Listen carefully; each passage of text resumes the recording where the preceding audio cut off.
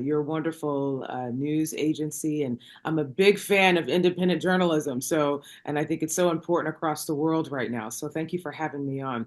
My passion for music, it's a great question. It started quite early in life as a woman of faith, as a Christian woman. I grew up in a very religious home. Both my mother, who's a single mom who raised four kids, but she was in the ministry for 20, 30 plus years and was a music pastor. So we grew up singing in church. And so if I were to be honest, my origins, they didn't necessarily start in school. They started in church.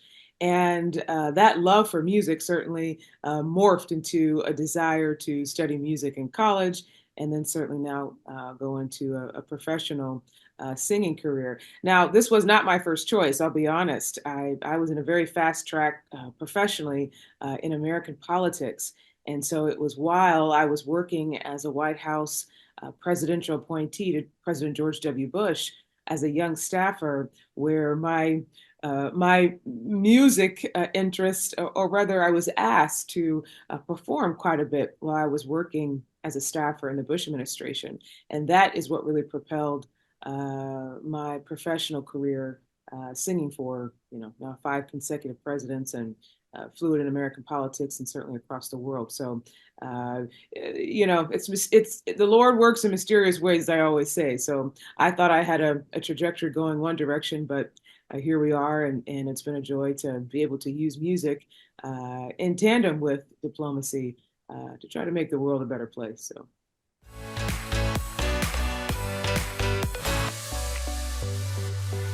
Well, it is no secret. I love India and I love the Indian people and Indian communities across the world. And I tell you, since my entrance into India at a high level, through music and also certainly through my advocacy for pro-India policy and certainly for Prime Minister Modi, I have been so blessed to now call India and the Indian people such a love, not only for the music and the culture and so many things, but I just feel like there's there's such a consistent thread of certain values between humanity. It doesn't matter what culture you're from, doesn't matter what language you speak, it doesn't even necessarily matter what religion you are.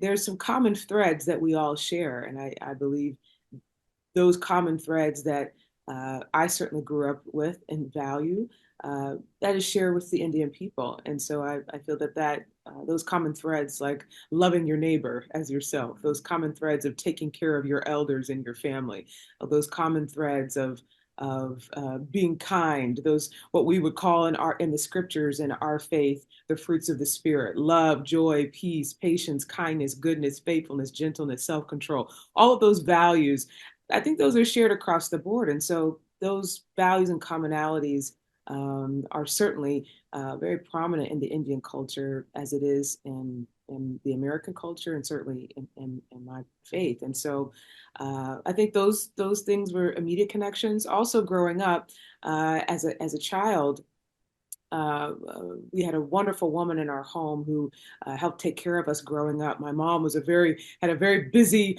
life as a pastor, and so Smita Patel is her name, who's of Indian origin. She was our big sister, and she helped raise us as kids, and so we were immersed into the Indian culture at a very young age. And so I credit Smita a lot because we learned so much about cultural aspects and Indian cuisine and even music at a young age. And so all of these elements, from my childhood to my interfaces certainly with India through my service, working for President Bush and then singing for consecutive presidents, all these interfaces with India, that just fueled the love that I have for the country and certainly for the people.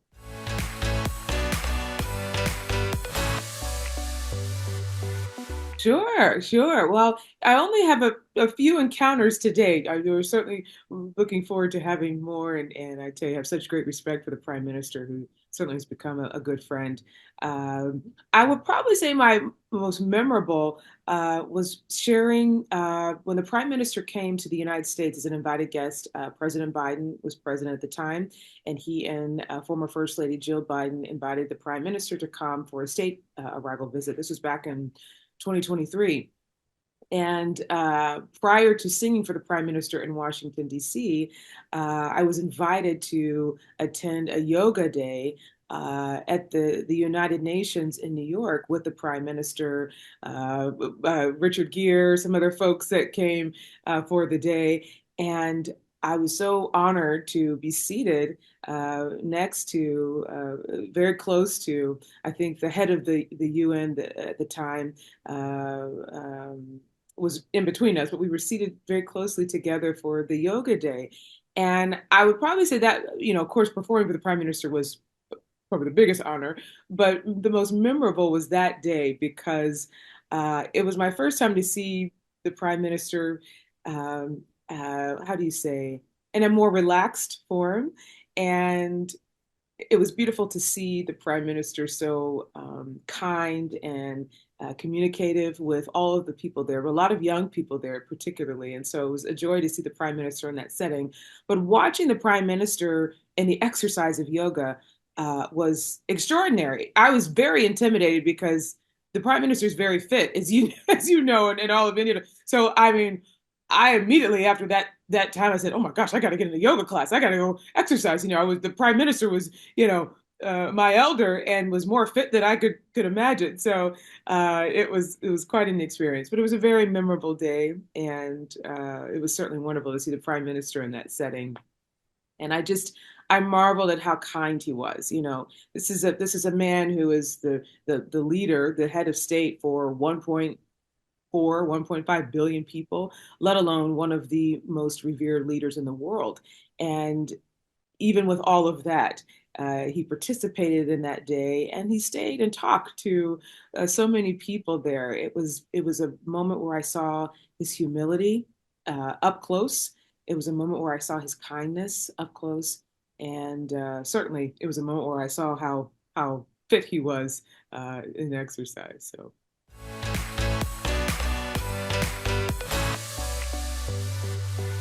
Oh, yeah. Let me address the first. Well, let me address the second question.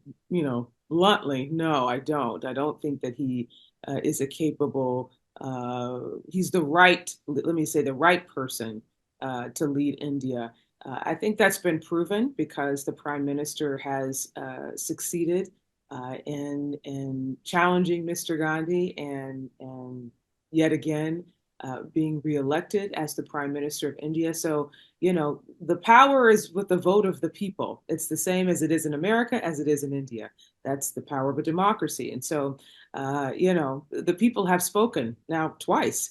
If I'm not mistaken, certainly in my trajectory of relationship with India, and so the people have definitely spoken and said the prime minister is the best leader for India. And I second that. I echo the voice of the people in that regard. So I do not feel that Mr. Gandhi is the right leader for India. And because of his own choices as it relates to his quest to be prime minister, those choices repeatedly put him in a place where he is yet again not favored to be the prime minister of India. As it relates to your first question, I am just learning about all of the chatter, I would say, or conversation around the statement. I've been on stages, all week performing. So my team was alerting me to how there was a lot of conversation about this statement put out about Mr. Gandhi. And I would just reiterate what I said. He's not the right person. He's not the right leader for India. And he spends most of his time traveling the world, speaking so negatively about India. I've said this publicly many times.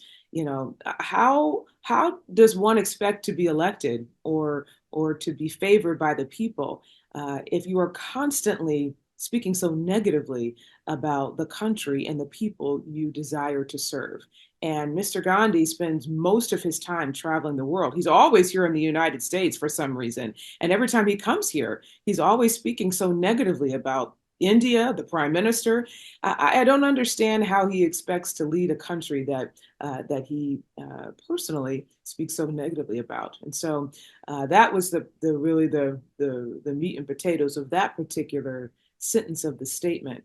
But overall, I just didn't appreciate the way that Mr. Gandhi categorized the prime minister and my president, President Trump.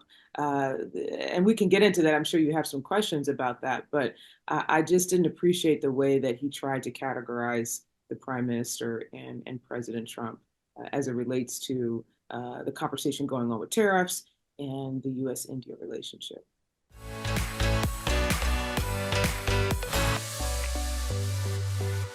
Oh, I've been around American politics and foreign governments for a very long time. I don't say that arrogantly. I just This is the truth.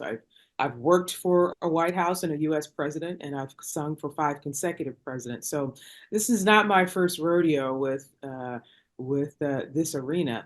I'm not surprised. Is the second you start speaking truth, things get very spiritual. I'll say, and people start doing and saying all kinds of false narratives and evil things. So I'm not surprised.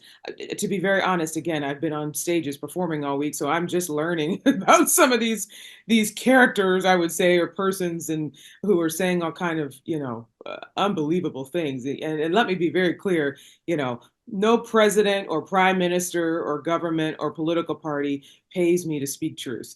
God empowers me to speak truth, and I'm an American citizen, so that grants me the right of free speech. And so that's the beauty of living in a democracy. And so we're given the opportunity to share our convictions and values and support, or lack thereof, in the context of being an American citizen. So, I saw some of those comments that my team shared about. They were saying that was paid by the BJP or some kind of foolishness, and that is absolutely false. I'm not paid by anybody. In fact, I'm my own boss, and the only person that I have to adhere to is God the Father, and He has empowered me as not only as a leader here in America, but given me the opportunity to be a voice for people across the world. And my support of Prime Minister Modi, my belief in him and his vision for India, that has empowered me to certainly speak truth about the good things that he's doing in India, certainly his position across the world. And I will continue to do that very loudly. All of these people out there saying these crazy things, they don't know me at all, because opposition doesn't silence me. It stirs me to speak louder and louder and louder and louder. And that is what I absolutely will do in defense of the prime minister, and certainly in defense of President Trump, as they are working to find the best policies forward for the U.S. India relationship, and for what they are to service as it relates to their responsibilities to their own countries. It's what I said in the statement. That's what heads of state do. They have the acumen, both of them, to do that. Mr. Gandhi is out of his league to try to chime in, because he's never been a head of state, and quite frankly, in this trajectory, he never will be.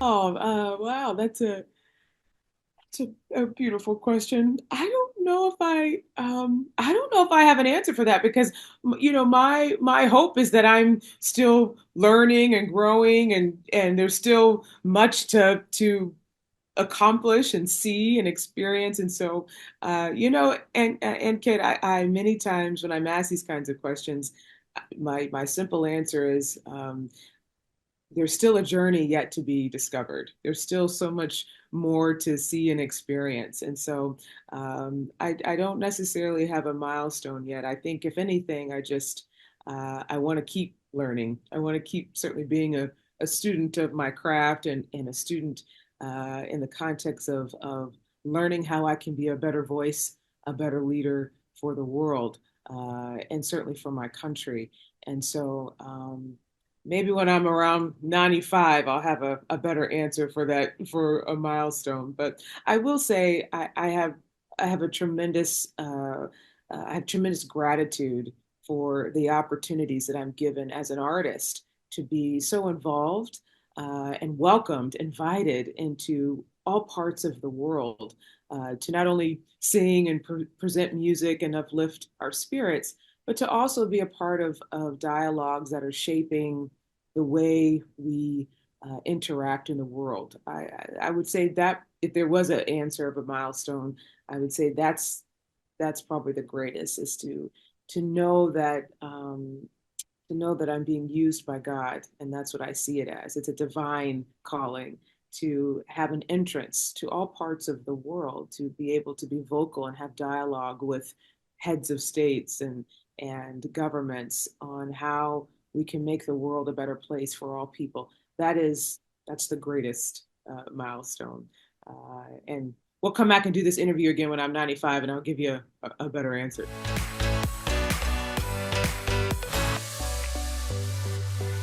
Oh yes. Well, it's a very delicate balance, but you have to have the balance. I always tell folks that young people, especially who are going into careers in entertainment or who are fluid in American politics or desire that, you have to have a balance in life. The most important things I believe in life are your faith, your connection with God, your that spiritual feeding that you have to have every day, your family, making sure that you spend your most time with your family and the people that you love. And you understand that certainly the Indian culture is such a beautiful culture that focuses on family and taking care of your elders. And so that's the second thing I would say. And thirdly, taking care of your health. In the scriptures in our faith, it talks about how your body is a temple of the Holy Spirit. So that means that not only are you feeding your body and your mind and your soul spiritually, but you're also taking care of your body and health and exercise. And so you all understand that certainly in the context of the Indian culture with the practice of yoga and all of those different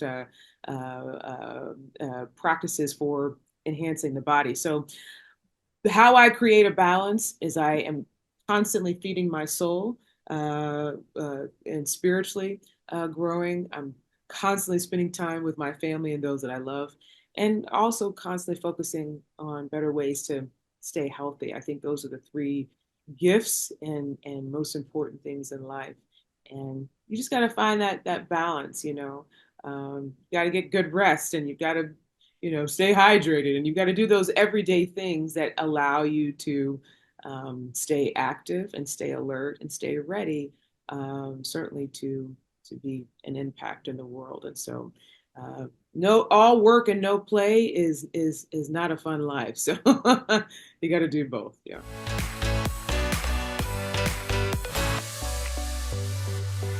Yes, well, that's probably my strongest desire is to come back and perform in India. And there, just so you know, there's been a lot of conversations back and forth between myself and our team and certainly the Indian government about returning to India. So partly it's been a little bit my fault. We just came out of a very aggressive election season here this last year, last 2 years, but certainly last year. And so my plans to return to India were certainly a bit delayed because of my involvement with President Trump in the election and inauguration and all those things. But now we've come through another almost full year, and so we are aggressively now looking to next year to return to India. And I'm so excited to do, in fact, a public concert there in India, a first concert, and also certainly spend some time in the rural areas of India.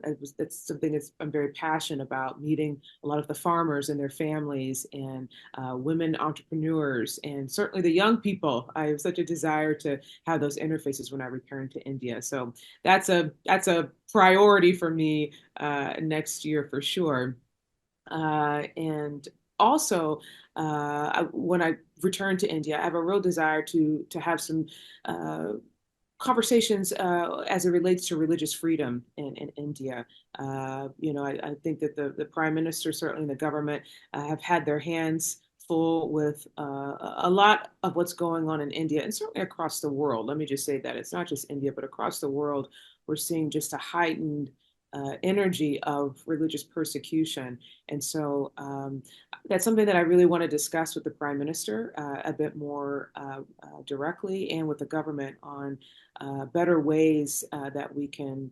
Uh, uh, uh, uh, Better ways that we can encourage religious freedom and how we can all, America included, be better examples of that in promoting religious freedom. So that's some of the things I desire to do when I return to India. But here in the United States, we are in our the beginning energies of celebrating the 250th anniversary of America. And so President Trump and certainly the White House and Congress and all types of efforts have started across the country as we look to July 4th, 2026, that will culminate the 250th anniversary. So my activities there certainly have started and will pick up aggressively with the anniversary going on for uh, now through the next year. Working on a documentary, in fact, that kind of chronicles my life performing in American politics, specifically almost 20 years of singing the national anthem and our patriotic music, and certainly anthems across the world. So that documentary we've started on, and excited that that will come out next year. A book project that will also come out next year is started. So lots of fun things that we're working on, and of course, always finding opportunities to do new music. I've heard all of the requests from India about new music and a new song. And so I was very grateful to India and Indian communities across the world that were very kind with the 5 year anniversary of Om Jai Jagadisha Hare. And so I promise you, India, and you, and kids, and everybody, that we'll have new music next year to share with